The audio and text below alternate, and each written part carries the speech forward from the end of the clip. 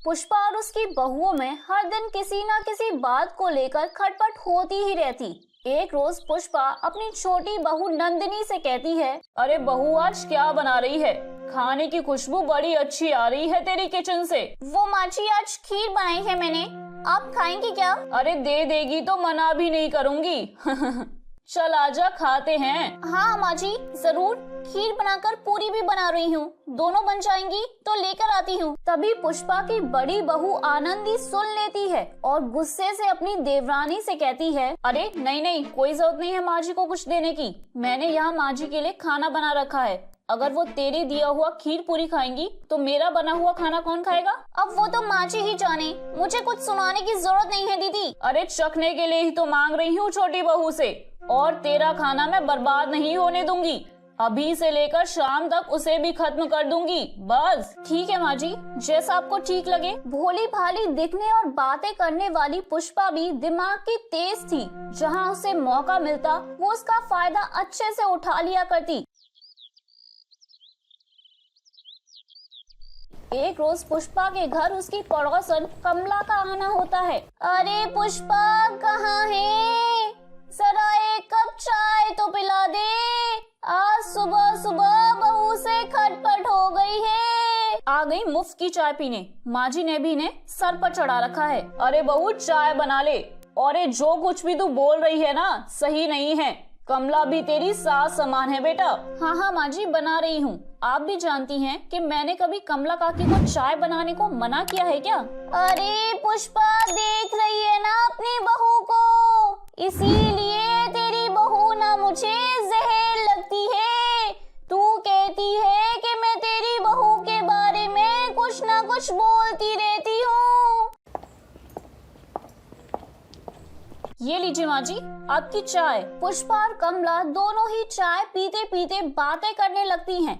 लेकिन कुछ देर बाद ही नंदिनी अपने कमरे से आती है और वो अपनी पड़ोसन कमला काकी को बैठा हुआ देखकर उनसे कहती है, अरे बड़े दिन बाद दिखाई दी कमला काकी, चाय पानी कुछ लेकर आऊं क्या?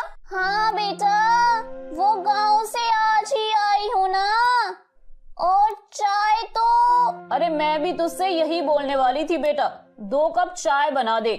आनंदी को कहा था तो उसने नहीं बनाया।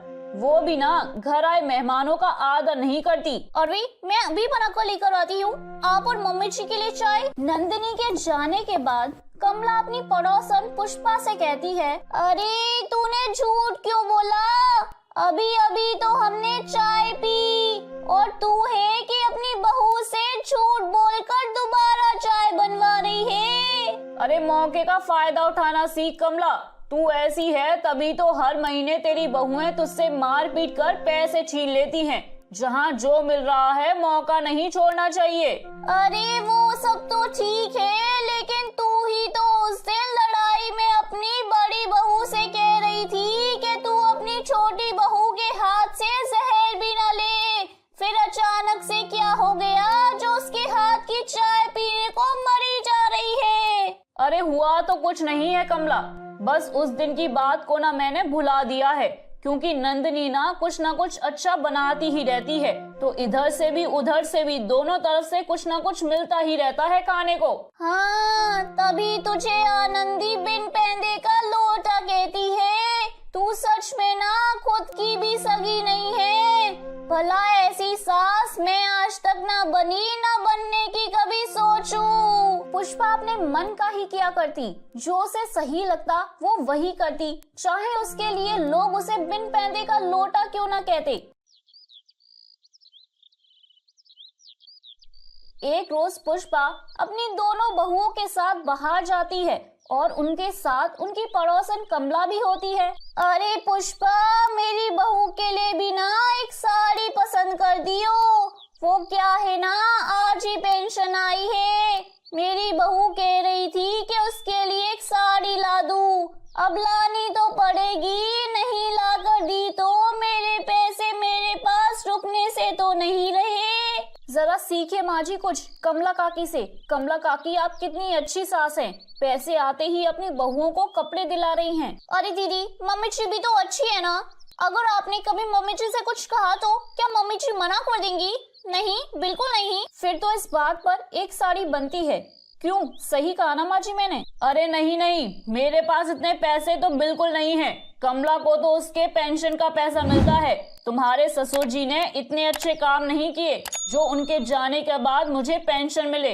मेरे पास कोई पैसे वैसे नहीं है जो मैं तुम लोगों को कपड़े वपड़े दिलाऊं। अरे पुष्पा, तू कैसी सास है?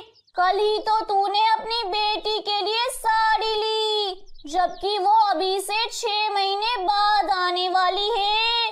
लेकिन यहाँ तेरी दोनों बहुएं अपना मुंह खराब करके साड़ी मांग रही हैं और तू है कि उन्हें मना कर रही है। क्या मम्मी जी ने नंची के लिए साड़ी ली है, वो भी जो 6 महीने बाद यहाँ आएंगी? माँ जी मुझे कुछ नहीं पता, मुझे तो साड़ी चाहिए, मतलब साड़ी चाहिए। पुष्पा अपनी बड़ी बहू की बात को अनसुना कर देती है।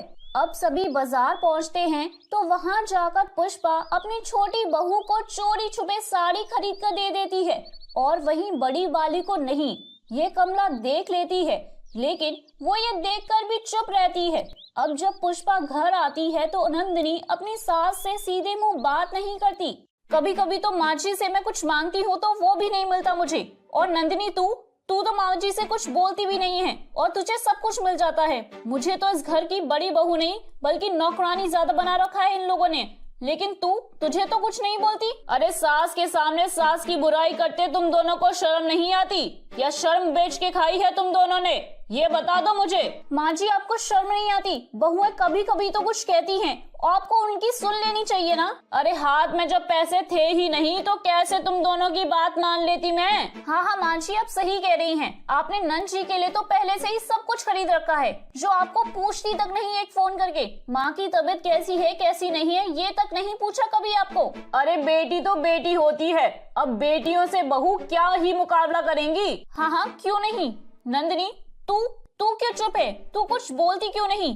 कहीं माँ जी ने तेरा मुंह कुछ चीज देकर बंद तो नहीं करा दिया? मुझे तो ऐसा ही लगता है। नहीं दीदी, मैं तो बस मम्मी जी की उम्र का लिहाज कर रही हूँ और कुछ नहीं। तीनों सास बहू में बहस चल ही रही थी कि तभी वहाँ पर कमला आती है अपने हाथ में साड़ी लिए और उसे पुष्पा को थमाते हुए कहती है, अरे पुष्पा, ये तेरी छोटी बहू की साड़ी मेरी बहुओं की साड़ी की पन्नी में आ गई थी। अरे ये मेरी बहू की नहीं है, तूने ही तो 3 साड़ियाँ ली थी। अरे याद कर कमला, ये मेरी बहू की होती तो यहाँ बहस चल रही होती क्या? 1 मिनट, ये साड़ी अगर आपकी नहीं है, कमला काकी ने तो 2 ही साड़ी ली है, तो फिर ये किसकी है? चोर तो पकड़ा गया। लाइए कमला काकी, जब ये किसी की नहीं है तो मैं ही रख लेती हूँ इसे। नहीं दीदी, मैंने खरीदी है, मम्मी जी ने दिलाई है और उन्होंने कहा है कि आपको नहीं बताना है।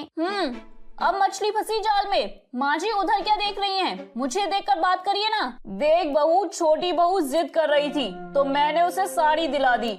और कमला तू जानती थी ना कि साड़ी मैंने नंदिनी को बड़ी बहू से छिपा कर दी है, लेकिन तू भी कलेश कराने आ गई यहाँ पर। वाह माँ जी वाह, खाती पीती रहती आप मेरे साथ हैं, लेकिन प्यार किसी और को दे रही हैं। अरे तो क्या हो गया पुष्पा, तूने भी तो अपनी बड़ी बहू आनंदी को सोने के कंगन दिए थे उस दिन अपनी छोटी बहू से छिपाकर, और मुझसे कहा था कि छोटी बहू की शादी में तूने उसे बहुत कुछ दिया है, और उस दिन वाली बात भूल गई क्या, जब तूने आनंदी को उसके मायके जाते वक्त 5000 रुपए दिए थे। ये सब भी तो प्यार ही है ना बड़ी बहू।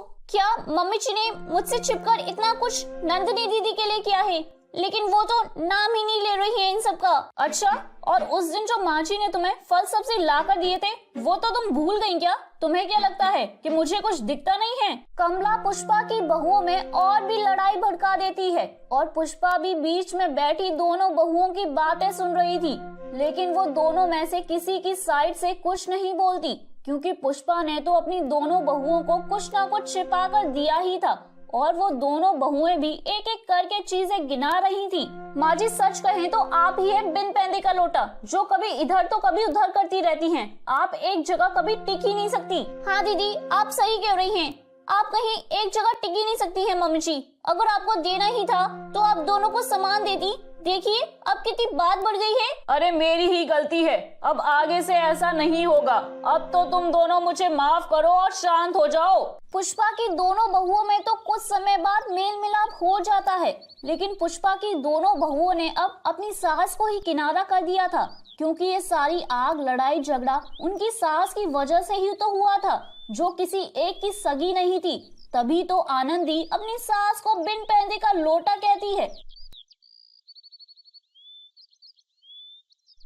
तो मेरे प्यारे दोस्तों, कैसी लगी आपको मेरी ये कहानी? मुझे कमेंट करके जरूर बताएं और अपने दोस्तों के साथ शेयर करें। अगर आपने मेरे चैनल को अभी तक सब्सक्राइब नहीं किया है तो नीचे वाले बेल आइकन को दबाकर सब्सक्राइब कर लें। तो मिलती हूँ मैं आप सभी से फिर एक नई कहानी के साथ। तब तक आप अपना ध्यान रखिए। बाय बाय दोस्तों।